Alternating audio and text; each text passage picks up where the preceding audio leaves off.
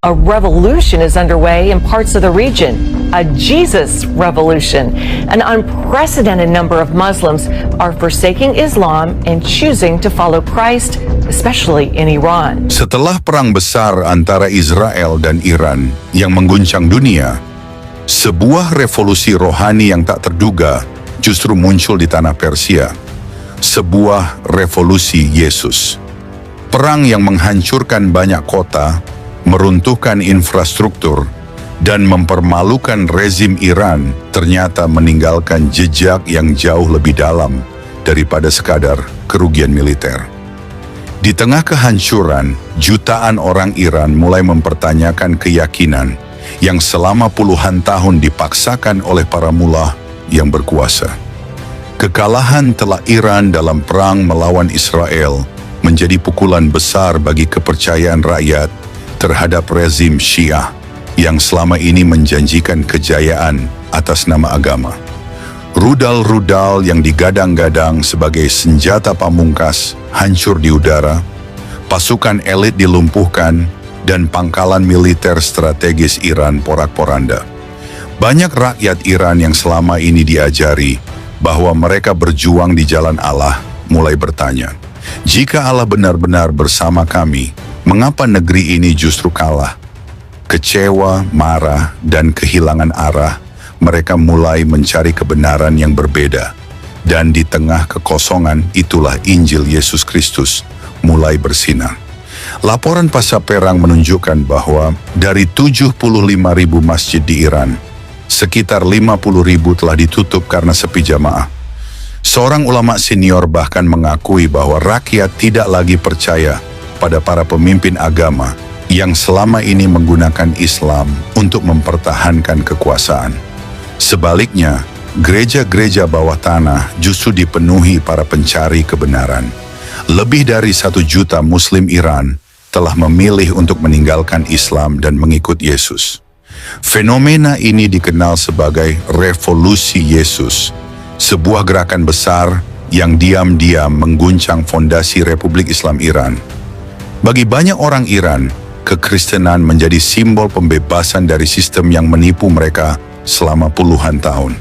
Pesan pengampunan, kasih, dan hubungan pribadi dengan Allah terasa jauh berbeda dengan wajah keras rezim Islam yang gagal melindungi mereka. Kata-kata Yesus dalam Matius pasal 11 ayat 28 sampai 30 menjadi nyata bagi mereka. Marilah kepadaku, semua yang letih, lesu, dan berbeban berat, aku akan memberi kelegaan kepadamu.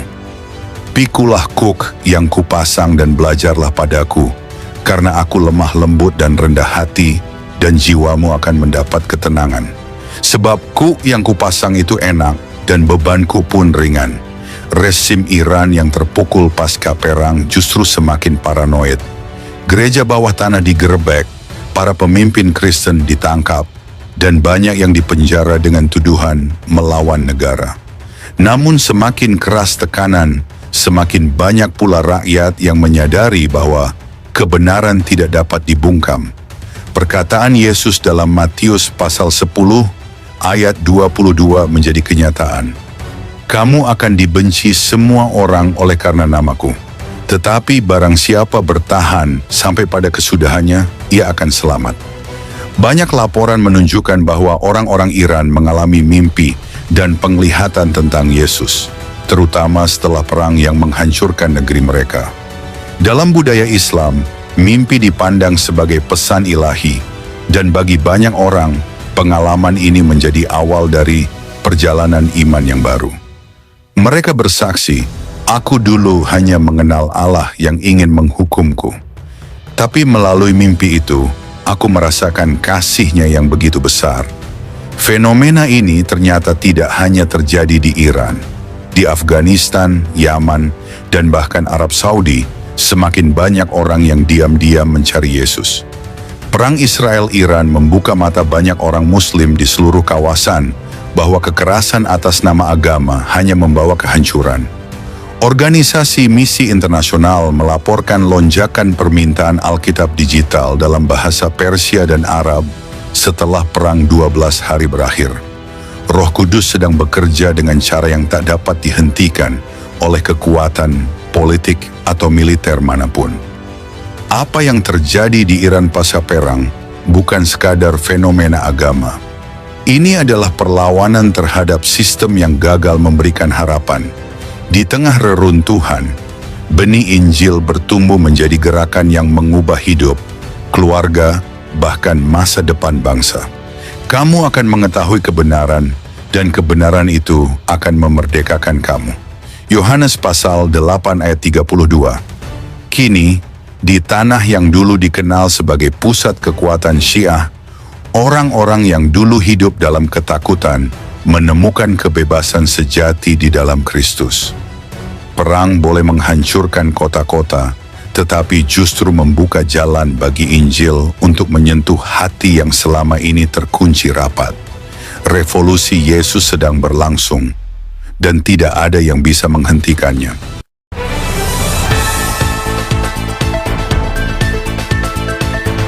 Kau lihat berita ini? Setelah perang besar antara Israel dan Iran yang mengguncang dunia, sesuatu yang tak pernah kita bayangkan justru terjadi di Persia, sebuah revolusi Yesus. Jujur, aku merinding. Negeri yang selama ini dikenal keras dan penuh penindasan agama, sekarang dipenuhi orang-orang yang diam-diam mencari Yesus. Luar biasa. Ya, perang itu benar-benar menghancurkan Iran. Kota-kota luluh lantak, rudal-rudal yang mereka banggakan hancur di udara. Pasukan elit mereka lumpuh. Rakyat yang selama ini dijejali propaganda akhirnya bertanya, kalau Allah bersama kami, kenapa kami kalah begitu memalukan? Dan di tengah rasa kecewa, marah dan kehilangan arah, mereka mulai mencari kebenaran yang berbeda. Dan disitulah Injil bersinar. Laporan bilang, dari 75.000 masjid di Iran, 50.000 sekarang sepi dan ditutup. Sementara gereja-gereja bawah tanah penuh sesak, lebih dari 1 juta muslim Iran telah meninggalkan Islam dan memilih mengikuti Yesus. Ini benar-benar mengguncang fondasi Republik Islam Iran. Aku membaca kesaksian mereka. Ada yang berkata, aku dulu hanya mengenal Allah yang ingin menghukumku, tetapi melalui mimpi itu, aku merasakan kasih-Nya yang begitu besar. Bukankah itu luar biasa? Benar, banyak orang Iran mengalami mimpi dan penglihatan tentang Yesus.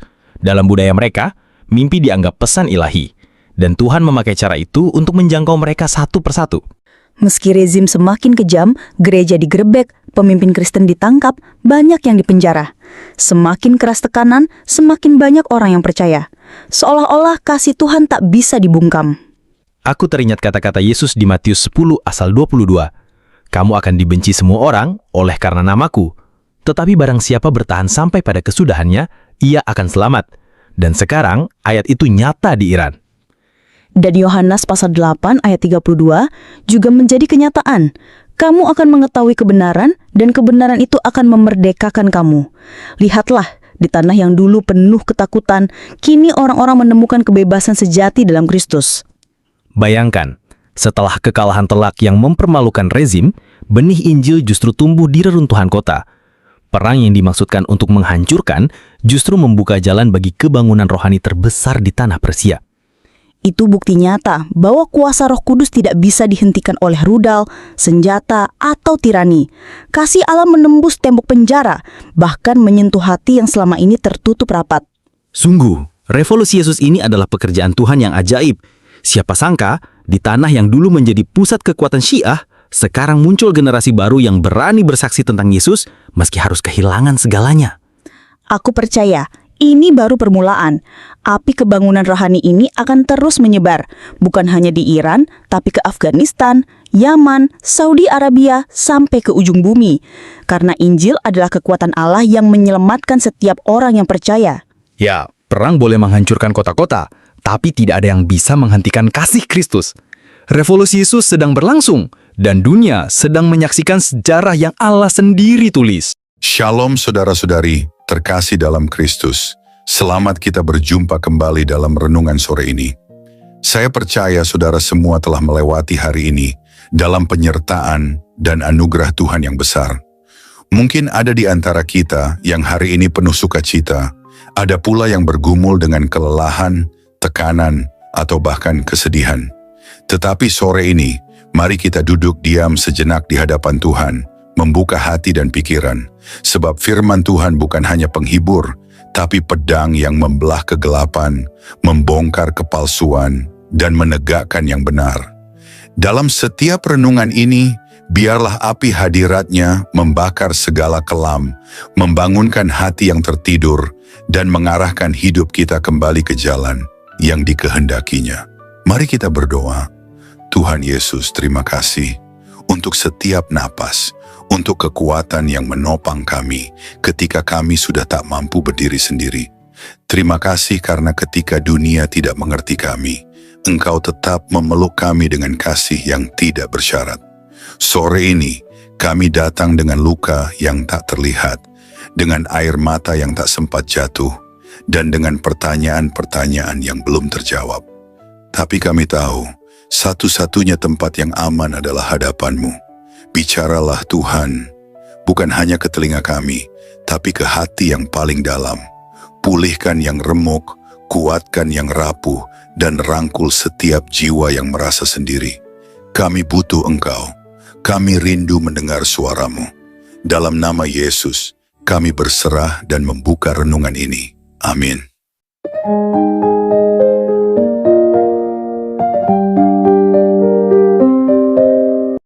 Perang besar antara Israel dan Iran yang mengguncang dunia meninggalkan luka yang dalam bagi bangsa Persia. Kota-kota hancur, infrastruktur porak-poranda, dan rezim Iran yang selama ini menyumbangkan kekuatannya dipermalukan di depan mata dunia. Rudal-rudal yang mereka banggakan hancur di udara, pasukan elit dilumpuhkan, dan pangkalan militer strategis luluh lantak. Namun, di balik kehancuran yang tampak di mata manusia, Allah sedang melakukan pekerjaan besar yang jauh lebih mulia. Kekalahan telak Iran bukan sekadar kegagalan militer. Itu menjadi titik balik sejarah bagi jutaan rakyatnya. Selama puluhan tahun, rakyat Iran diajarkan bahwa mereka berjuang di jalan Allah melalui peperangan melawan musuh Zionis. Namun ketika kekalahan datang begitu memalukan, muncul pertanyaan besar di hati mereka. Jika Allah benar-benar bersama kami, mengapa negeri ini justru kalah? Pertanyaan itu mengguncang iman yang selama ini dipaksakan oleh para mullah yang berkuasa. Rakyat yang kecewa, marah, dan kehilangan arah mulai mencari kebenaran yang sejati. Dan di tengah kekosongan spiritual itulah, Injil Yesus Kristus mulai bersinar. Laporan pasca perang menunjukkan fakta yang mengejutkan. Dari sekitar 75.000 masjid di Iran, lebih dari 50.000 kini tutup karena sepi jamaah. Seorang ulama senior bahkan mengakui bahwa rakyat tidak lagi percaya kepada para pemimpin agama yang menggunakan Islam untuk mempertahankan kekuasaan. Sebaliknya, gereja-gereja bawah tanah justru penuh sesak. Lebih dari 1 juta Muslim Iran telah meninggalkan Islam dan memilih mengikut Yesus.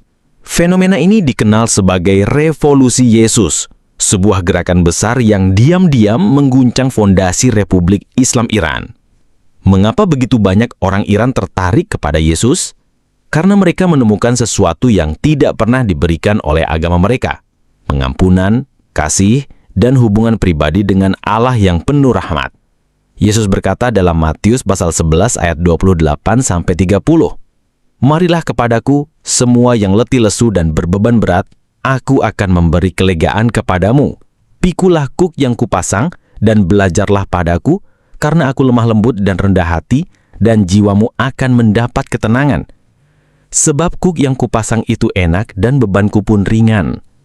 Tentu saja, rejim Iran yang terpukul tidak tinggal diam.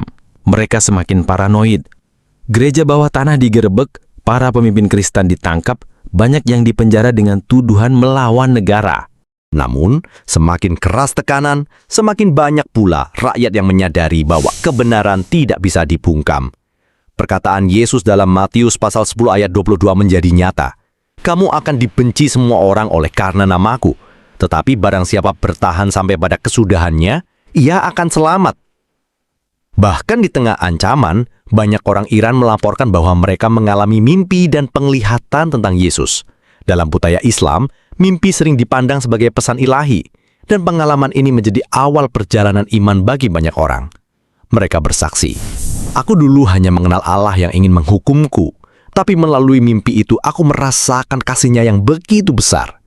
Inilah bukti bahwa pekerjaan Roh Kudus melampaui kekuatan politik dan militer.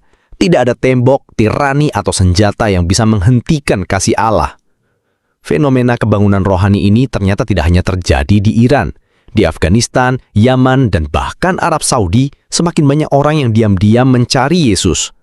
Organisasi Misi Internasional melaporkan lonjakan besar dalam permintaan Alkitab digital dan bahasa Persia dan Arab setelah Perang 12 hari berakhir. Injil menyebar dengan cara yang tidak dapat dibendung oleh pemerintah manapun.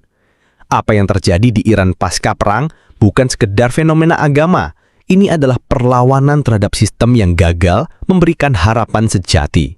Seperti yang Yesus katakan dalam Yohanes pasal 8 ayat 32. Kamu akan mengetahui kebenaran, dan kebenaran itu akan memerdekakan kamu.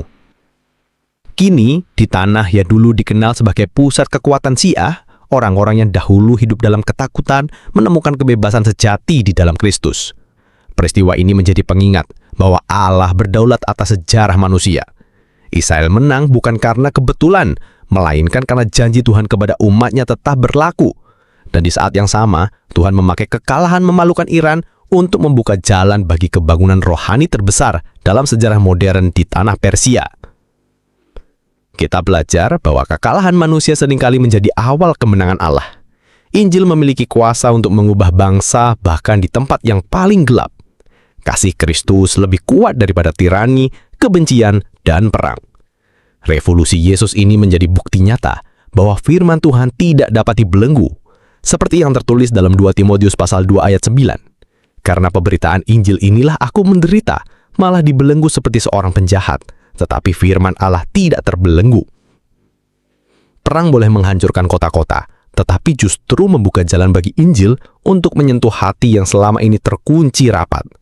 Revolusi Yesus sedang berlangsung dan tidak ada yang bisa menghentikannya. Di tengah dunia yang semakin kacau, kita melihat janji Tuhan dikenapi, bahwa Injil Kerajaan akan diberitakan ke seluruh bumi, menjadi kesaksian bagi semua bangsa. Dan sesudah itu barulah tiba kesudahannya. Matius pasal 24 ayat 14.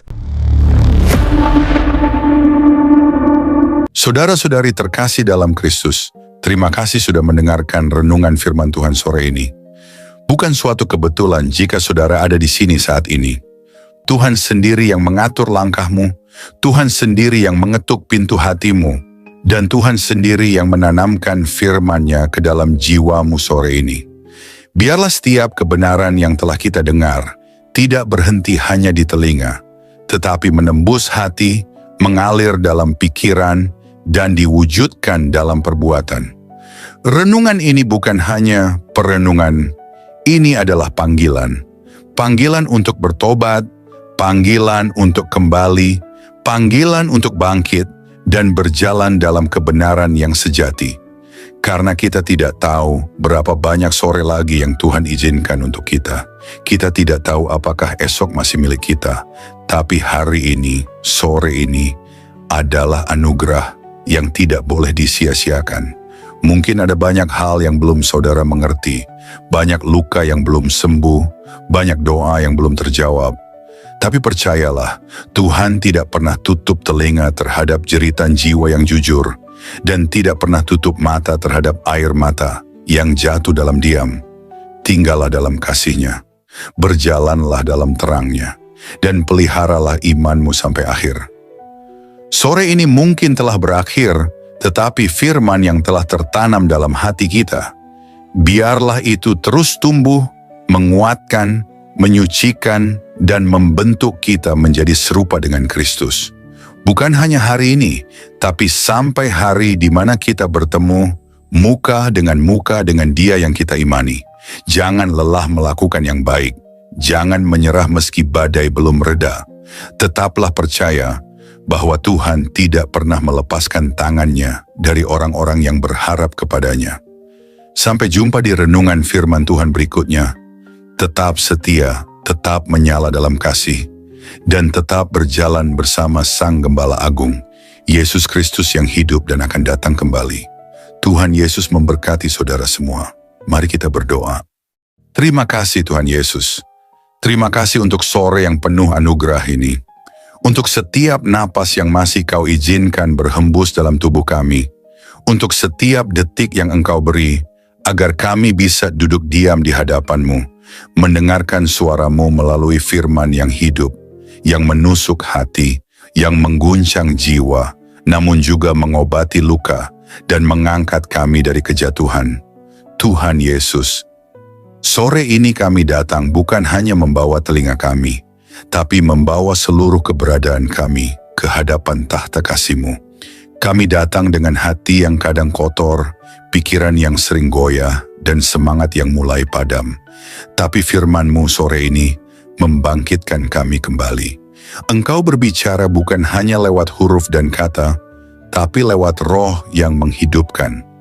Kami tahu Tuhan, seringkali kami mengabaikan suara-Mu. Kami terlalu sibuk dengan dunia, terlalu sibuk mengejar yang fana, hingga lupa bahwa Engkaulah sumber kehidupan sejati. Namun hari ini kami diingatkan lagi bahwa tak ada satu pun dalam dunia ini yang lebih berharga dari hadirat-Mu. Engkaulah mutiara yang mahal, harta terpendam yang layak kami tinggalkan segalanya demi mendapatkannya. Ajari kami untuk mencintai-Mu lebih dari segala yang kami miliki. Terima kasih karena firman-Mu menegur kami, bukan untuk menghancurkan, tetapi untuk membentuk. Karena Engkau tidak membiarkan kami larut dalam jalan yang salah, namun menuntun kami kembali ke jalan yang sempit, jalan salib, jalan pengorbanan, jalan kebenaran. Tuhan Yesus, sore ini kami mengangkat tangan dan hati kami kepadamu. Segala yang telah kami dengar, biarlah tidak hanya tinggal dalam pikiran, tanamkan itu dalam hati kami yang paling dalam. Ubah kami mulai dari dalam, jadikan kami pelaku firman, bukan hanya pendengar setia. Berikan kami hati yang lembut, hati yang sanggup menerima koreksi, dan tidak lari dari cahaya-Mu saat dosa kami disingkapkan. Ajari kami mencintai kebenaran, meski kebenaran itu menyakitkan. Ajari kami berjalan dalam kasih, meski dunia membalas dengan kebencian. Tuhan, jadikan kami terang di tengah kegelapan, garam di tengah kebusukan dunia ini. Dan ketika nanti malam datang, dan kesunyian menggantikan keramaian, biarlah firman-Mu terus bergema dalam hati kami. Biarlah suara-Mu lebih nyaring dari hiruk-pikuk dunia. Dan ketika kami tidur malam nanti, biarlah kami tidur dalam pelukan kasih-Mu, dengan hati yang sudah dipulihkan, jiwa yang sudah disegarkan, dan semangat yang kembali menyala untuk berjalan bersama-Mu besok pagi. Tuhan, kami tahu hari-hari ini tidak mudah. Kami hidup di zaman yang gelap, di zaman di mana kebenaran dikompromikan, iman diperjualbelikan, dan kasih menjadi dingin. Tapi kami mohon, jangan biarkan hati kami menjadi seperti dunia. Teguhkan kami, tanamkan keberanian dalam jiwa kami. Berikan kami api dari surga yang tidak padam, untuk tetap setia sampai akhir. Kami tahu jalan sempit itu tidak mudah, tapi kami tahu Engkau menyertai setiap langkah yang kami ambil. Meskipun air mata kami jatuh, Engkau mengumpulkannya dalam kirbat-Mu. Meskipun kami berjalan dalam lembah kelam, Engkau tetap setia menggandeng tangan kami. Kami tidak sendiri, kami tidak ditinggalkan. Berkati setiap orang yang mendengar renungan sore ini, dimanapun mereka berada, apapun pergumulan mereka, biarlah kasih-Mu menjamah dan menjawab mereka satu persatu. Angkat yang tertunduk, pulihkan yang remuk, dan kuatkan yang nyaris menyerah. Sore ini, kami pulang dari hadapan firman-Mu, bukan sebagai orang yang sama, tapi sebagai orang yang telah disentuh surga. Kami pulang dengan damai, kami pulang dengan harapan baru, kami pulang dengan keyakinan bahwa Engkau tetap berdaulat di atas segala hal yang tidak kami mengerti. Dan jika malam ini adalah malam terakhir kami di dunia ini, biarlah kami ditemukan tetap setia, tetap percaya, dan tetap memandang wajah-Mu. Kami rindu saat Engkau datang kembali, Tuhan. Kami rindu melihat langit terbelah, malaikat meniup sangkakala, dan Engkau turun dengan kemuliaan. Jadikan kami mempelai yang siap. Jadikan kami gereja yang berjaga-jaga. Jadikan kami umat yang tidak tertidur. Kami tidak ingin Engkau datang tiba-tiba, dan kami masih bermain-main dengan dunia. Bangunkan kami, Tuhan. sadarkan kami, segarkan kami, dan kuduskan kami hari demi hari. Terima kasih Tuhan Yesus. Segala pujian hanya bagi-Mu, segala kemuliaan hanya bagi nama-Mu, dan segala hidup kami hanya bagi kehendak-Mu. Dalam nama Tuhan Yesus Kristus, Tuhan yang hidup, Tuhan yang akan datang kembali, kami menutup renungan sore ini dengan penuh syukur dan kerendahan hati. Amin. Mari kita berdoa. Bapa kami. Bapa kami yang di sorga, dikuduskanlah nama-Mu. Datanglah kerajaan-Mu, jadilah kehendak-Mu di bumi seperti di sorga. Berikanlah kami pada hari ini makanan kami yang secukupnya. Dan ampunilah kami akan kesalahan kami, seperti kami juga mengampuni orang yang bersalah kepada kami. Dan janganlah membawa kami ke dalam pencobaan, tetapi lepaskanlah kami daripada yang jahat. Karena Engkaulah yang mempunyai kerajaan dan kuasa dan kemuliaan sampai selama-lamanya. Amin.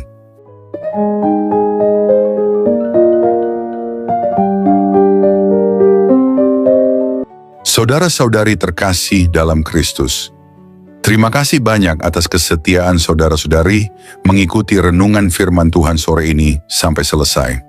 Semoga setiap firman yang telah kita dengar, setiap pesan yang telah menyentuh hati, dan setiap doa yang telah kita panjatkan bersama, sungguh-sungguh menjadi kekuatan dan penghiburan bagi hidup saudara di hari-hari yang penuh tantangan ini. Kiranya firman Tuhan hari ini menanamkan keberanian dan keyakinan dalam hati kita semua, bahwa tidak ada keadaan yang luput dari kuasa Allah. Dalam kegelapan dunia yang semakin pekat, marilah kita tetap menjadi terang yang memancarkan kasih, kebenaran, dan pengharapan yang hanya datang dari Tuhan. Jangan pernah menyerah, sebab Tuhan berjalan bersama kita, menuntun langkah kita, dan membukakan jalan saat kita merasa terjebak dan buntu. Ingatlah bahwa di setiap pergumulan ada pertolongan Allah yang siap datang, dan dalam setiap tangisan ada penghiburan yang dari surga. Kami mengajak saudara-saudari untuk terus membagikan berkat ini kepada orang-orang yang membutuhkan. Jangan ragu untuk like, subscribe, komen, dan bagikan renungan ini. Dengan begitu, berkat firman Tuhan dapat menyebar luas, menjangkau lebih banyak jiwa yang haus akan kasih dan kebenarannya. Teruslah teguh dan kuat dalam iman, jadilah saksi hidup yang membawa damai dan sukacita dari Kristus dimanapun saudara berada. Jangan lupa untuk tetap membuka hati dan pikiran dalam setiap renungan berikutnya, karena Tuhan masih punya banyak firman yang luar biasa untuk diberikan kepada kita. Sampai bertemu lagi di renungan firman Tuhan sore berikutnya, dengan harapan dan doa agar Tuhan selalu menyertai langkah saudara-saudari semua, melindungi, memberkati, dan menguatkan dalam setiap keadaan. Tuhan memberkati. Amin.